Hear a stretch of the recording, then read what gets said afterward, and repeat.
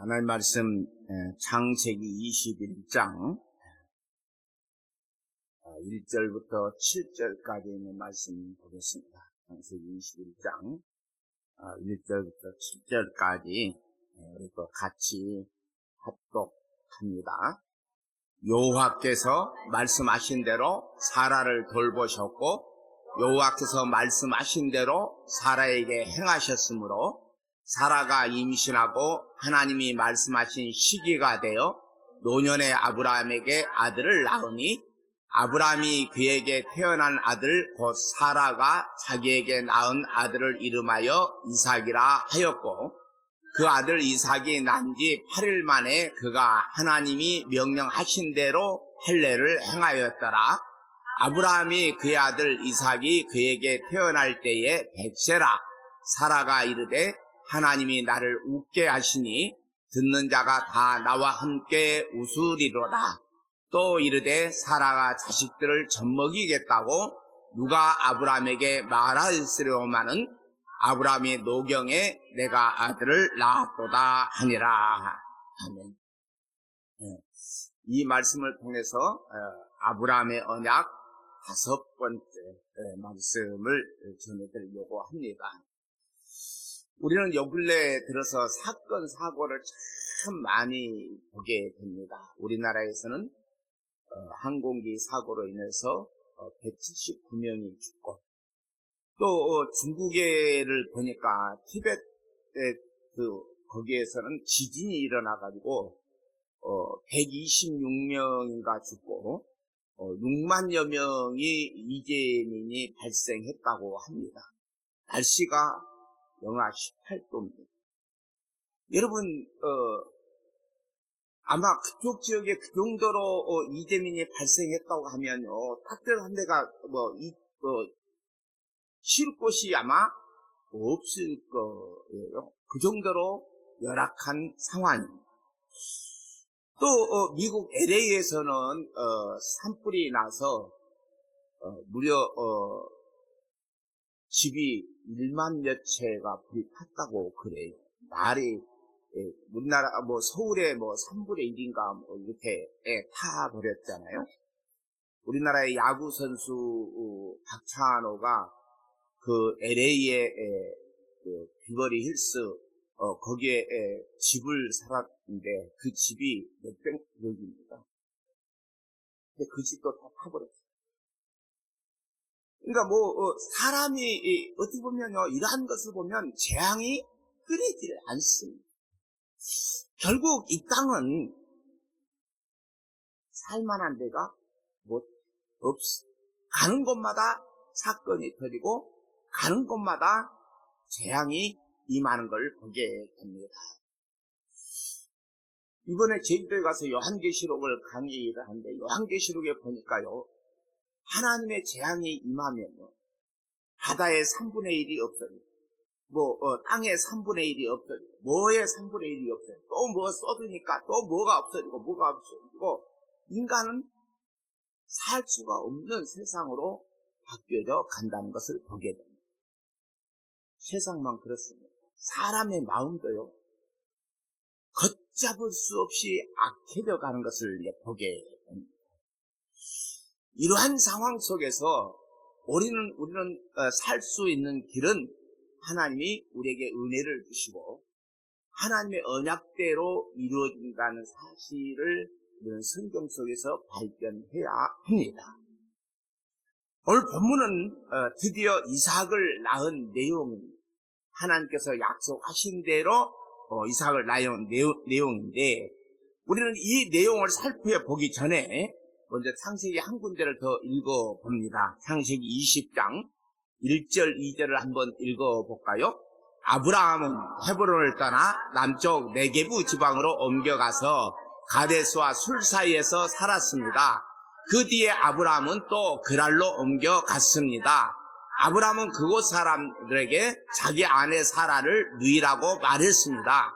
그랄의 아비멜렉 왕이 그 이야기를 듣고 종들을 보내어 사라를 데려오게 했습니다. 아브라함이요 우리가 지난번에 살펴본 대로 바로 왕 애굽왕 바로에게 자기의 아내를 누이라고 해서 바로왕이 데려갔습니다. 그런데 하나님께서 이 바로왕에게 얘기해가지고 아브라함은 사라를 다시 돌려받았잖아요. 아내로 인하여 이 바로왕에게 많은 재물을 받았습니다.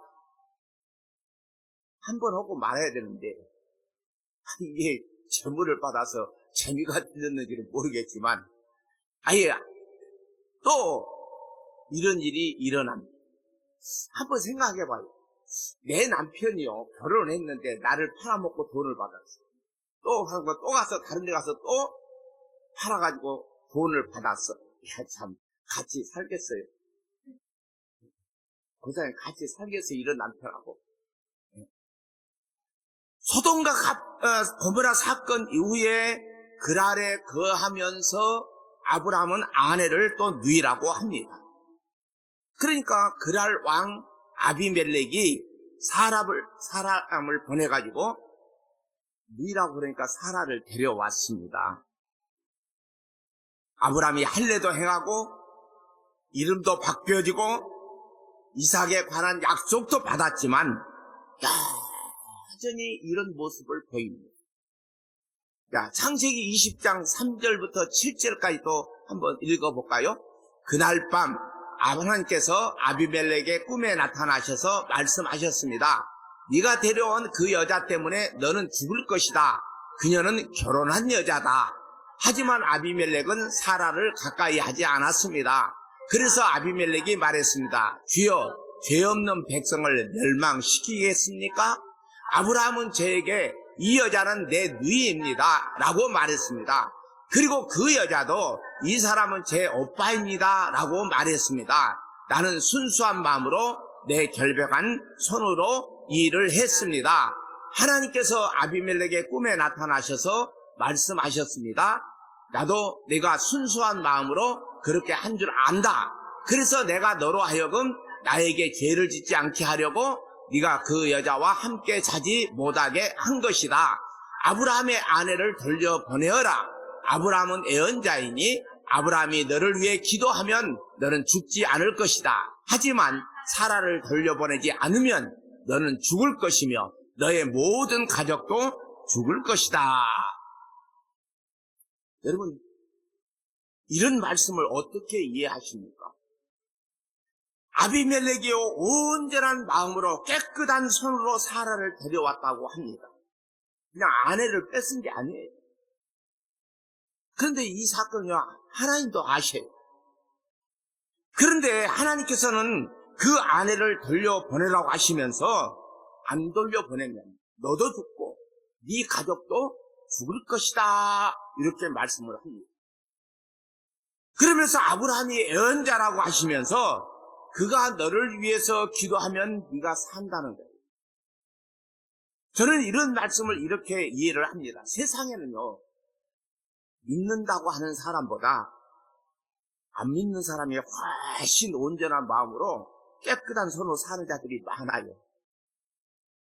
그렇잖아요. 우리가 흔히 보면요 안 믿는 사람이요 선한 일도 많이 하고 정직하게 사는 사람들이 많다니까요.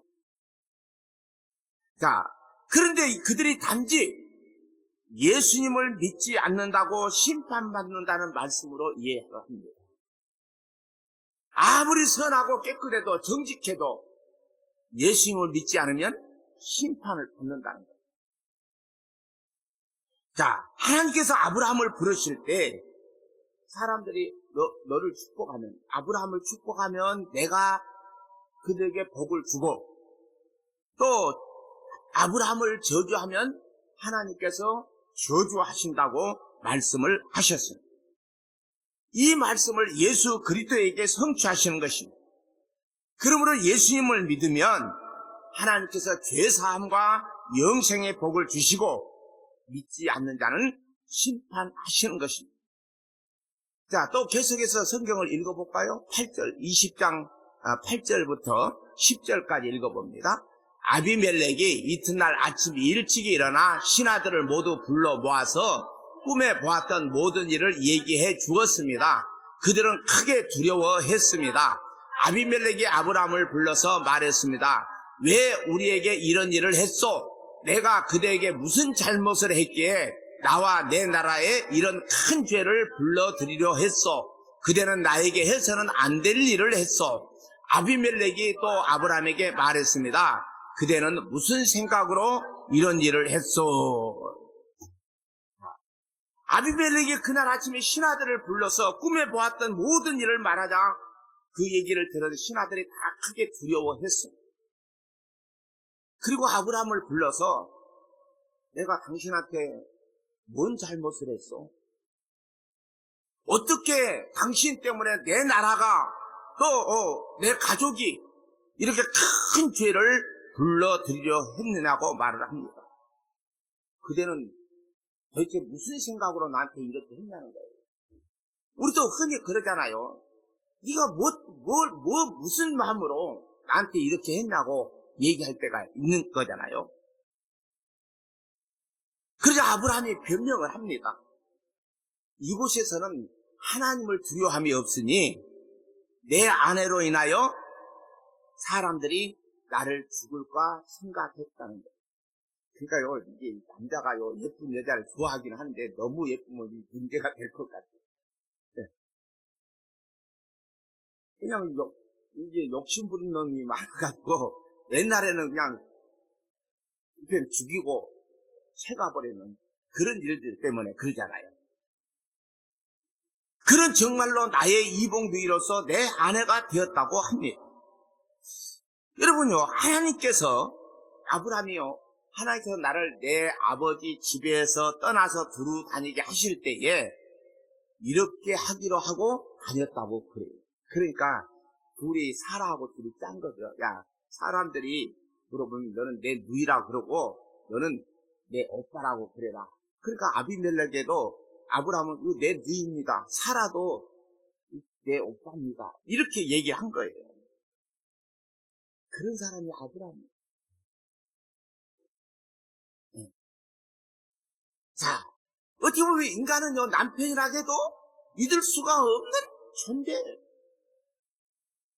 그런데 아브라함이 믿는 자의 조상이 되었다고 하는 말씀, 이 말은요, 믿음이 없는 자를, 이렇게 믿음이 없고 인간적으로 볼 때 그렇게 크게 믿을 만한 사람이 못 되는데도 불구하고 하나님은 아브라함을 불러서 하나님의 약속을 믿도록 만드신다는 거예요. 이렇게 볼품없고 보잘것없는 나를 들어서 하나님이 하나님의 약속을 믿도록 하나님이 만드신다. 자, 계속해서 창세기 20장 14절부터 16절 읽어볼까요? 아비멜렉이 아브라함에게 양떼와 소떼와 남정과 여정을 주었습니다. 아비멜렉은 아브라함의 아내 사라도 아브라함에게 돌려보냈습니다. 아비멜렉이 말했습니다. 내 땅을 둘러보고 어디든 그대 마음에 드는 곳이 있으면 거기에서 사라도 줬소. 아비멜렉이 사라에게 말했습니다. 그대의 오빠에게 은 1000세겔을 주었어. 그것은 사람들 앞에서 그대가 깨끗한 사람임을 증명해 줄 것이요, 모든 사람들 앞에서 그대가 아무런 잘못이 없다는 것이 확실해질 것이요. 아니, 아비멜렉이 이렇게까지 안 해도 되잖아요. 그냥 사람만 보내도 되잖아요. 애굽의 바로왕도 아브라함에게 사라를 돌려보내면서 재산도 주고 돈도 주고 종도 주고 짐승도 주고 다 그랬어. 근데 아비멜렉, 아니, 하나님 가르쳐주면 그냥 간단하게 사람만 돌려보내면 돼. 그런데 이렇게 많은 것을 주면서도, 야, 네가 우리나라 이 땅 돌아다닐 때 네 마음에 든 것을 얘기해라. 그럼 너 거기서 살아도 좋다. 아이, 네가 나한테 그렇게 해준다며. 자, 그렇게까지 한 것은요, 왜 그렇게까지 할 수밖에 없었느냐? 하나님께서 아비멜렉에게 나타나신 거예요. 아브라함이 그렇게 해달라고 한 거 아니잖아요. 아브라함은 아내를 바로왕에게 누이라고 했다가 많은 재물을 받았습니다. 그리고 아비멜렉에게도 많은 재물을 받았습니다. 그런데요, 많은 사람들이, 아니면 또 목사들의 설교를, 아브라함에 대한 설교를 할 때요, 아브라함의 복을 말합니다. 그러면서 막 강조하는 내용이요.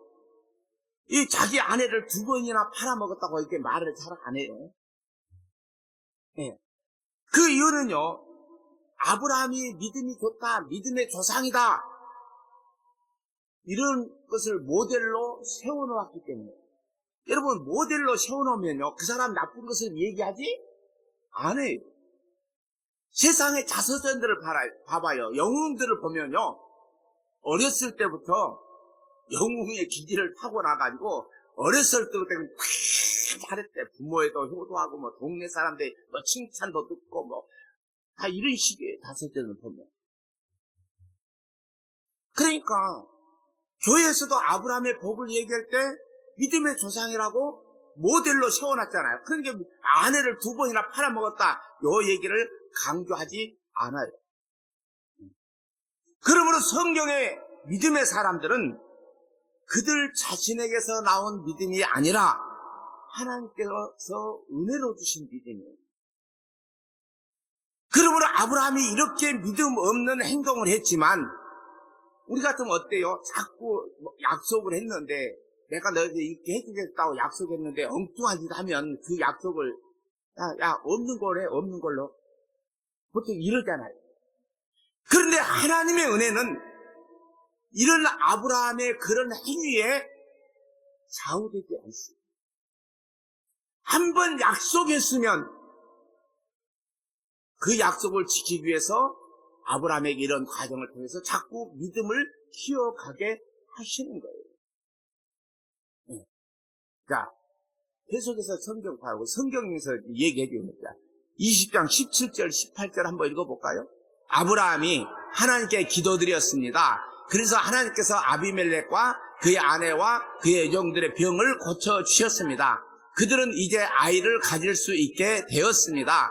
여호와께서는 전에 아비멜렉이 아브라함의 사라를 데려간 것 때문에 아비멜렉 집안의 모든 여자들이 아이를 낳을 수 없도록 만드셨습니다. 아니, 사라를 안 돌려보내면 죽인다고 했지만 또 이 아비멜렉에 속한 모든 가족들에게도 아이를 낳지 못하도록 해버렸어요. 여러분, 하나님께서 아브라함을 영어 예언자, 즉 선지자라고 하셨습니다. 그러므로 아브라함이 하나님께 기도함으로 아비멜렉의 아내와 여종을 치료하셔서 출산하게 하셨어요. 하나님께서 사라의 일을 위해서 아비멜렉의 집안에 태를 닫아두신 것은 아브라함이 믿음이 자라도록 하기 위해서입니다. 하나님께서 씨를 약속했잖아요. 그런데 사람의 태를 닫고 여시는 분이 누구라는 것을 알게 하시는 거예요? 하나님이시다. 인간의 행위로 아이를 낳고 못 낳고 이게 아니라 하나님이 닫아버리면 낳을 수가 없어요. 하나님이 열을 쳐야 된다는 것을 아브라함으로 보여줘요. 왜냐하면 아브라함의 나이가 많잖아요. 사라도 나이가 많잖아요. 더군다나 폐경이 되고 생리가 끊어지고 아이를 낳을 수 없는 그러한 상황에서. 그래서 그 씨를 가진 여인도 하나님이 보호하여 주심을 믿게 됩니다. 또한 이방인들도요, 아브라함의 하나님을 알게 하시는 일도 됩니다. 여러분, 하나님은요, 나만 하나님이 이런 분이다 하는 걸 알게 하시는 것뿐만 아니라 주위에 있는 사람들에게도 나를 통해서 하나님이 어떤 분인지를 알게 하시는 거예요. 자, 오늘 본문도 이제 쉬운 성경으로 다시 한번 읽어볼까요? 여호와께서는 말씀하신 대로 사라를 보살펴 주셨고 약속하신 대로 사라에게 이루어 주셨습니다. 사라는 임신하여 하나님께서 말씀하신 그 예정된 때에 늙은 아브라함의 아들을 낳았습니다. 아브라함은 사라가 낳아준 아들의 이름을 이삭이라고 지었습니다. 아브라함은 하나님께서 명령하신 대로 이삭이 태어난 지 8일 만에 이삭에게 할례를 베풀었습니다. 아브라함의 아들 이삭이 태어났을 때 아브라함의 나이는 100살이었습니다. 사라가 말했습니다. 하나님께서 나에게 웃음을 주셨다.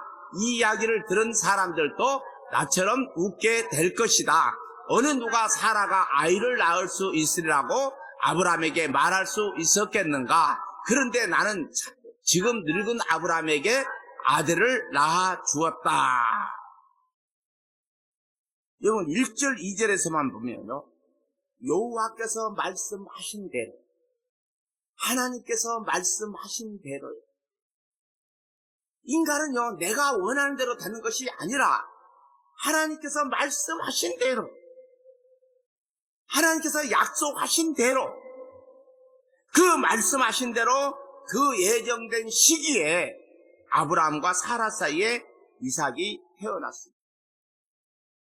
그럼 우리는 이미 앞에서 보았어요. 여호와께서 말씀하실 때요, 아브라함도 웃었고 사라도 웃었거든요. 내가 이제 100살이 다 됐는데 무슨 아들을 낳고, 나는 폐경이 됐는데 여자라서 90도 이제 할 수가 없는 그런 상황인데 무슨 자식을 낳겠느냐고 속으로 비웃었어요. 자, 아브라함은 늙었고 사라는 생리가 끊어진 상태. 더군다나 결혼해가지고 사라는 한 번도 아이를 낳아보지를 못했어요. 이게 어찌 보면 불임의 여성이죠. 아이를 낳을래야 낳을 수 없는 그런 여성. 그런데 내년에 아이가 태어나리라는 약속의 말씀을 믿지 못하여 웃었지만 하나님의 그 약속의 말씀대로 아이를 낳았어요. 그래서 말씀하신 대로요. 말씀하신 대로. 아이를 낳고 하나님께서 명령하신 대로 8일 만에 할례를 행합니다. 아이의 이름도요, 하나님께서 웃음이라는 이삭으로 지어주셨어요. 아브라함도 웃었고 사라도 웃었기 때문에요, 이삭은 웃음이라는 뜻입니다. 그러므로 이삭이 태어남으로 그들은 비웃었지만 이삭이 태어남으로 인해서 참된 웃음을 웃게 되었습니다. 여러분 그러잖아요. 아이를 결혼했는데 아이를 못 낳다가 10년이 지나도 아이를 못 낳는데 아이를 낳으면 어때요? 그 집안이 막 웃음꽃이 피잖아요. 이 소식을 듣는 자들도 나와 함께 웃는다고 합니다. 이 일도요, 십자가 사건을 보여주는 것이에요. 사람들이 십자가를 보고 조롱하고 비웃었어요. 그 십자가로 그런데 하나님의 약속을 다 이루십니다. 자, 창세기 21장 8절부터 13절까지 또 쭉 읽어봅니다. 이삭이 자라나 젖을 뗄 때가 되었습니다. 이삭이 젖을 떼던 날에 아브라함은 큰 잔치를 베풀었습니다.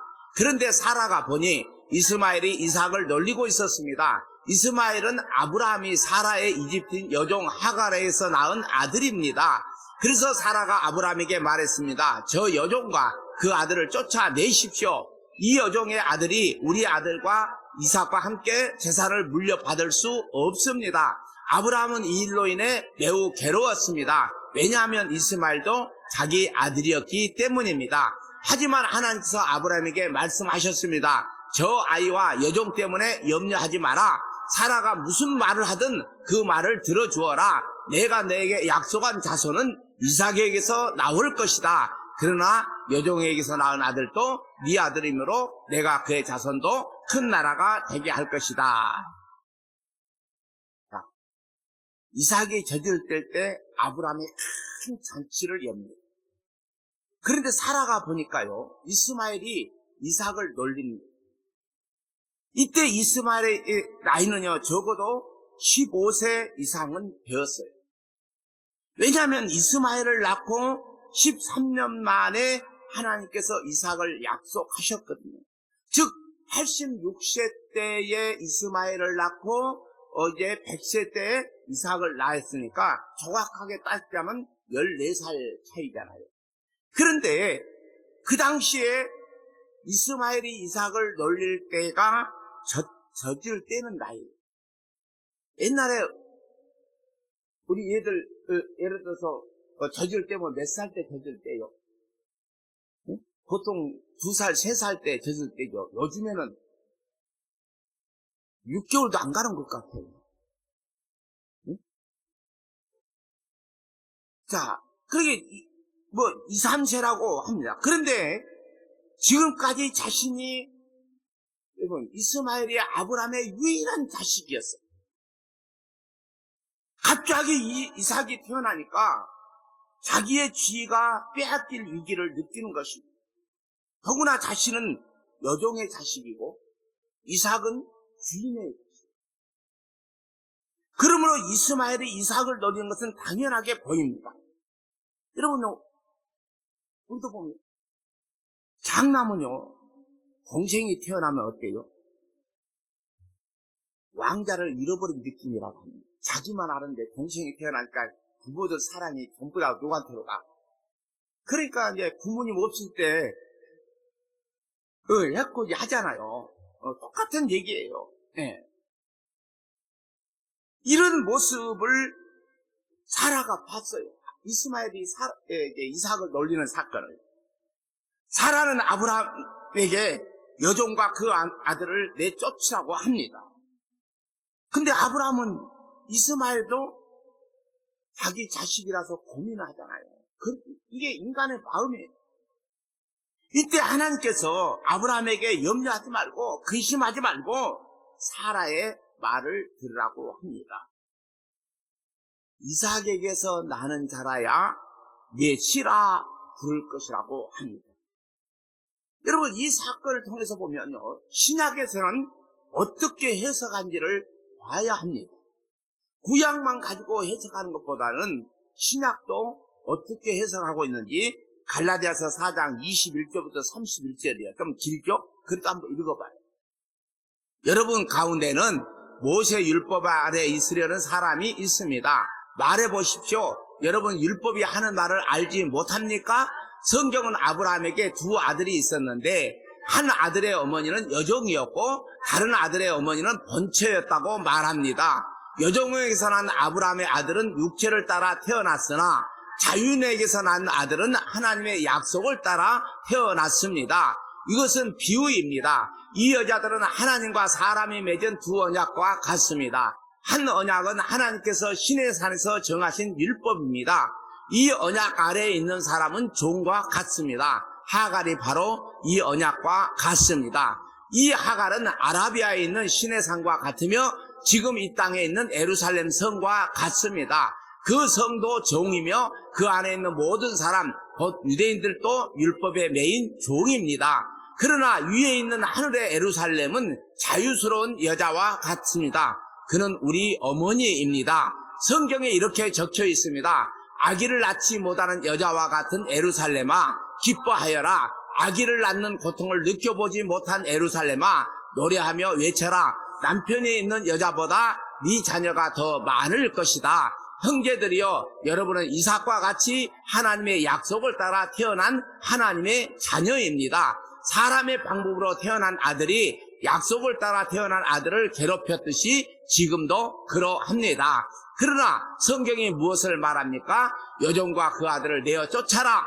번처의 아들은 아버지의 것을 다 물려받으나 여종의 아들은 아무것도 받지 못할 것이다. 그러므로 형제들이여, 우리는 여종의 자녀가 아니라 자유한 여자의 자녀입니다. 그리고 갈라디아 교회는 어떤 교회냐면 주로 이방인들이 모인 교회예요. 즉 유대인들이 거의 없어요. 이방인들이 바울 사도가 전한 복음을 듣고 믿었습니다. 이들이 믿을 때 어떤 율법적인 준수를 말하지 않았어요. 사도 바울이 교회를 세울 때 오직 예수 그리스도의 십자가의 복음만 전했지 이렇게 율법을 지켜야 산다 하는 것을 말하지 않았습니다. 오직 예수 그리스도의 죽음과 부활의 소식만 전했어요. 이게 복음이거든요. 이 복음을 듣고 믿음으로 살아가는 갈라디아 교회에 어떤 자들이 들어왔냐면 율법주의자들이 들어왔습니다. 이렇게 신앙생활 하면 안 돼. 날도 지켜야 되고 달도 지켜야 되고 절기도 지켜야 하고 할례도 받아야 한다고 말을 합니다. 여러분 율법에나 보면 절기가 너무 많잖아요. 날도 많아. 달마다 월상 예배를 드려야 돼요. 그래서 지금도 교회에요. 월상 예배 드리는 교회가 꽤 많이 있어요. 매월 1일날 되면 월상 예배를 드려. 그래서 또 헌금도 하고 월상 예배 때 이번 한 달 동안 하나님 축복이 때문에 정성을 바치라고 하면서 또 헌금을 강조해.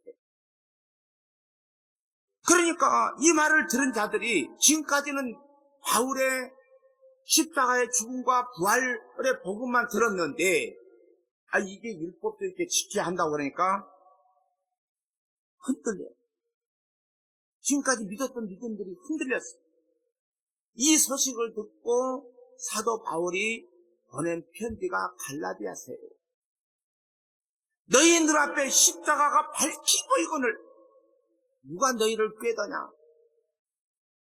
성령을 받아 예수님을 믿게 되는 일이 율법의 행위냐 듣고 믿음이냐? 그러면서 책망하면서 율법주의로 돌아가지 말라고 강하게 말씀합니다. 그러면서 율법과 복음을 아브라함의 두 아들로 말합니다. 아브라함에게 두 아들이 있다. 하나는 여종에게서, 하나는 자유 있는 여자에게서 났다. 여종에게서는 육체를 따가라 낳고 자유 있는 여자에게서는 약속으로 태어났다. 이 두 아들과 두 어머니를 두 언약으로 비유하여 설명합니다. 하나는 아라비아에 있는 시내산으로 지금 있는 예루살렘과 같은 곳이다. 그가 그 자녀들과 더불어 종로를 탄다. 다른 언약은 위에 있는 예루살렘인데 자유자이며 우리 어머니라고 합니다. 그러면서 이사야 54장 1절을 인용하면서요, 잉태하지 못한 여인, 홀로 된 여인의 자녀가 남편 있는 자녀의 자녀보다 많다는 말씀으로 사라를 말하고 있습니다. 사라는 물론 남편이 있었지만 잉태하지 못하는 여인이었습니다. 그런데 이삭을 낳습니다. 그러므로 복음을 듣고 믿는 자들은 이삭과 같이 약속의 자녀라고 합니다. 종의 자녀는 아브라함의 혈과 육의 능력으로 하갈에게서 아이를 낳습니다. 이렇게 낳은 이스마엘은 종이라는 것입니다. 사람의 행위가 들어가는 일은 땅의 일이고 종의 일이에요. 자, 성경은요, 내가 하는 모든 일이 죄라고 얘기를 하죠. 사람이 하는 일은요, 종이에요. 땅의 일이. 그러나 이삭은 아브라함이 할례를 행한 후에 사라의 생리가 끊어진 후에 태어났기에 오직 하나님께서 약속하신 그 약속의 능력으로 태어난 겁니다. 그러므로 이삭이 약속의 자녀이듯이 지금 복음을 듣고 믿는 너희가 약속의 자녀라는 거예요. 그런데 율법주의자들이 갈라디아 교회에 들어와서 예수 믿음으로 부족하게 다시 율법을 지켜야 하고 할례를 행하여야 한다고 합니다. 그러니까 우리가 예수를 믿고 천국 가는 거 그것만은 부족하다. 그러니까 뭐 해야 돼? 이것도 하고 저것도 하고 막 해야 된다고 그러잖아요. 그러니까 이제 믿음에다가 자기 행위를 갖다 막 붙이는 게, 이래야 더 하늘나라에 가면 더 큰 상급을 받는다고. 아니 여러분, 천국 가면 되는 거 아니에요? 여러분, 이 세상에 보니까요, 이번에 베버리 힐스 어떤 집은 다 탔는데 어떤 집은 한 집은 안 탔더라고요. 그 집을 보니까 123억이야. 중국 상하이에도 가니까요, 무슨 아파트가 뭐 150억이니 뭐 200억이니 그렇게 얘기를 하더라고. 그것도 오래전에. 아마 지금은 한 300억 가지 않을까라는 그런 생각이 들기도 해요. 300억이 가면 뭐하고, 응? 수백억짜리 아파트에 살면 뭐합니까? 다 수 없어요. 아니, 불나니까 다 타버리잖아요. 여러분요, 우리가 찬송 그러잖아요. 이 세상 불탈 때 너도 타겠다. 세상 그래. 그러니까 오늘 우리는 이러한 일들을 통해서 보면 육신으로 하는 일, 내가 하는 일은 다 없어질 것. 믿을 것이 하나도 못. 여기에 행위를 버틸 수가 없습니다. 자, 그러나 성경은요, 그 여종과 아들을 쫓아내라고 합니다. 여러분요, 비록 그 하갈에게서 난 아들이 할지라도 아브라함의 자녀잖아요. 왜 쫓아낸다는 게 쉬운 게 아니에요. 근데 쫓아내래요.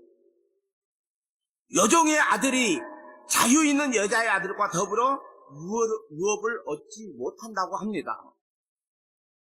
그럼 이 말씀은 무슨 말입니까? 하나님의 나라를 상속받은 자들은 인간의 행위로는 받을 수 없다. 내가 아무리 힘쓰고 애써도 안 된다. 우리가 찬송을 부를 때도 울어도 못하네, 힘써도 못하네, 참아도 못하네. 그러나 믿으면 하겠네. 인간의 율법적인 행위를 함으로 유업을 받는다면 그것은요, 이스마엘과 같이 쫓겨날 자라는 거예요. 그러므로 자유 있는 여자의 아들이란 이삭인데, 이삭은 하나님의 약속으로 태어났기에 인간의 행위가 부인되는 자녀입니다. 그러므로 율법적인 조건을 하나도 지키지 않고 오직 복음을 듣고 믿음으로 구원을 받은 너희가 자유 있는 여자의 자녀라고 합니다. 즉 약속의 자녀라는 거예요. 이스마엘과 이삭의 세상의 잣대가 아닌 율법과 복음으로 비교하고 있는 모습을 우리는 봐요. 여러분요, 만약에 율법을 지켜야 천국 간다 그러면 이 세상에 천국 갈 사람은 한 사람도 없어요. 그런데 어떻게 합니까? 지켜야 된다고 그러잖아요. 지켜야 한다. 지킬 수가 없어요. 제가 이렇게 강의를 하니까 거기 개교회 사모님이요, 말씀을 듣거든요. 그럼 우리는 아무것도 안 해도 돼요? 이렇게 물어보는 거예요. 아무것도 안 해도 되는 것이 아니라 성령 하나님이 오시면 하게끔 된다. 성령이 오시면 하나님의 뜻대로 하게끔 된다는 거예요. 예수님도 하나님의 뜻대로 십자가에 못 박혀 죽었듯이 하나님이 오시면 헌신도 하게 되고 희생도 하게 되고 사랑도 하게 된다. 되는 것이지 내가 하는 것이 아니다. 지금까지 우리 한국교회가 전부 다 그런 식으로 들었거든요. 이거 해야 된다. 이거 안 하면 막 큰일 나는 줄 알아. 기도 안 하면 죽는 줄 알아. 전도 안 하면 죽는 줄 알아. 제가 저희 교회 아는 목사님한테 전화가 왔어요. 나 여기 왔어. 그때 자기 이렇게 한다면 어때? 이제 하도 이제 교회가 어렵고 힘드니까 카페를 하다가 카페를 그 교회 집사님한테 이제 넘겼어. 그냥 넘기고. 내가 물었어. 목사님 뭐 할 거예요? 전도해야죠. 그 양반 길거리에서도 붕어빵 같은 거 구워가지고 막 이거 많이 하시는 분이에요. 여러분, 내가 뭘 해서 내 행위를 드러내가지고 절대로 하나님의 나라의 상속을 유업을 받을 수가 없어요. 자, 갈라디아서 5장 1절부터 4절까지 또 봅니다.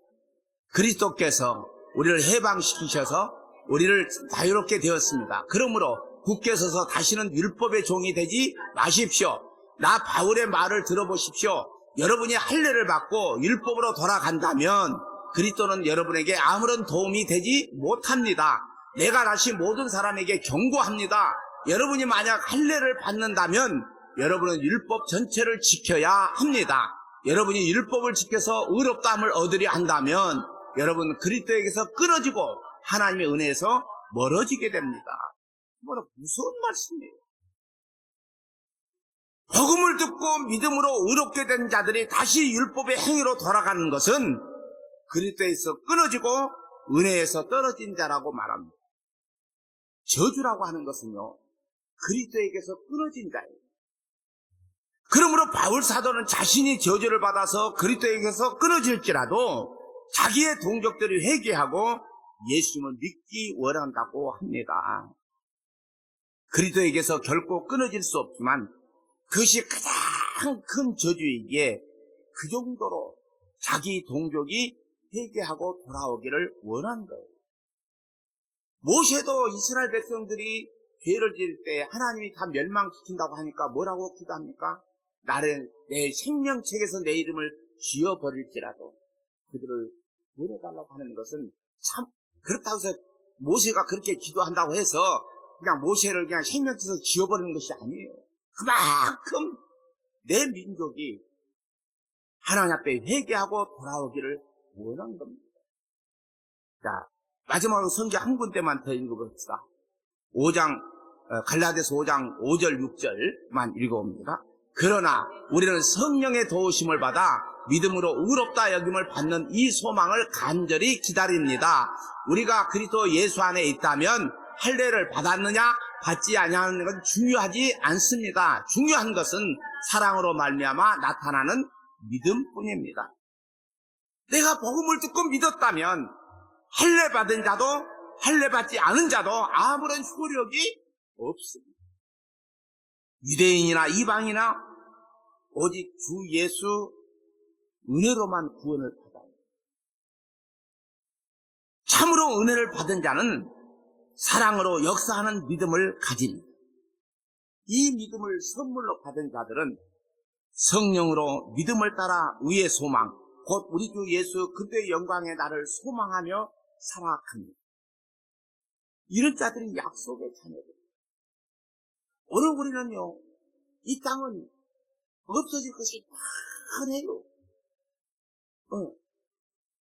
이 땅은 다 사라진다는 거예요. 그럼 이 땅이 사라지고 하나님께서 새 하늘과 새 땅, 새 예루살렘. 한문으로 하니까 신천, 신지더라고요. 우리가 흔히 얘기하는 신천지. 이거 굉장히 좋은 말이요. 신천, 신지. 새 하늘, 새 땅, 새 예루살렘.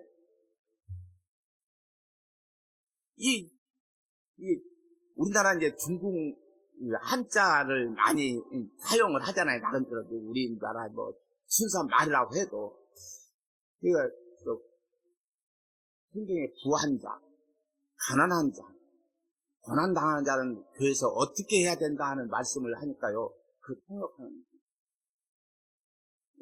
목사님, 이게요, 이게 내가 첫 글자만 따가서 부가고 그랬거든요. 부한 자, 가난한 자, 고난당하는 자. 부가고가 아니고요. 중국말로는요, 부빈거예요. 부빈.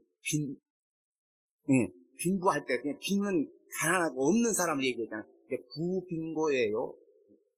부한 자, 빈한 자, 고난당한 자.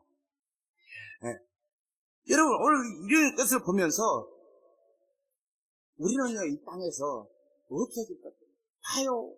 그렇게 행복하게 살 것처럼 여겼던 LA, 여러분, 그 부자 동네 한번 봐봐요. 저 봤거든요. 가서 그 봤어. 거기는요, 다른 범죄자들이라든가 이게 뭐 좀 들어갈 수 없도록 경기도 철저하고요. 다 그래요. 순식간에 초토화돼요. 그러므로 오늘 우리는요, 예수 그리스도의 영광의 날을 소망하며 살아야 돼요. 주님이 언제 오실지 소망하며 살아요. 그 중국 애들한테 주님이 언제 오시면 좋겠습니까? 물어봤어요. 요한계시록에 주님이 언제 오시면 좋겠습니까? 지금 오면 좋겠다고 내가 그랬어요. 지금. 그때 그 애들은요, 선뜻 대답을 못해요. 아니, 제주도 와가지고 공부하는데 자기 엄마 아버지도 못 보고 그러니까 대답을 못하는 거예요. 여러분요, 내가 어떤 위치에 있든지 어떤 자리에 있든지 지금 주님이 오신다면 여러분 이 세상에 내가 생각하는 뭐 아니 내 자녀들 아유 생각도 안 난다니까. 그냥 나하고 하나님과 1대1의 관계예요. 1대1의 관계. 아이고 내 자녀들 다 믿고 주님 오셨으면 좋겠다. 야 이런 꿈 깨 그냥. 예. 그 영광의 날을 소망하며 사는 어떻게 보면 2025년도는 정말 성령으로 믿음을 따라 의의 소망이신 그 예수 그때의 영광의 날을 소망하며 사는 저와 여러분 되시기를 주님으로 간절히 소원합니다. 하나님 아버지 감사합니다. 이 땅에는 소망이 없습니다. 지진이 일어나고 홍수가 나고 사건 사고가 터지고 산불이 나고 살 곳이 안전하게 살 곳이 이 세상은 한 군데도 없다는 것을 보게 됩니다. 아무리 돈을 많이 주어도 안전하지를 못합니다. 그래서 사람들은 도둑들이 못 들어오게, 강도가 못 들어오게, CCTV도 철조망도 또 경비병도 세우고 별별을 안전장치를 하지만 결코 우리의 삶은 안전하지 못하다는 것을 깨닫게 됩니다. 하나님 아버지, 그렇다면 우리는 무엇을 소망하며 살아야 합니까? 우리는 성령으로 믿음을 따라서 의의 소망이신 곧 우리 주 예수 그리스도의 영광의 날을 소망하며 사는 저희들 되기를 원합니다. 이렇게 소망하는 자들이 바로 약속의 자녀입니다. 오늘 우리 아름다운 게 모든 성도들은 약속의 자녀답게 사는 믿음을 하나님이 허락하여 주옵소서. 예수님 이름으로 기도드립니다. 아멘.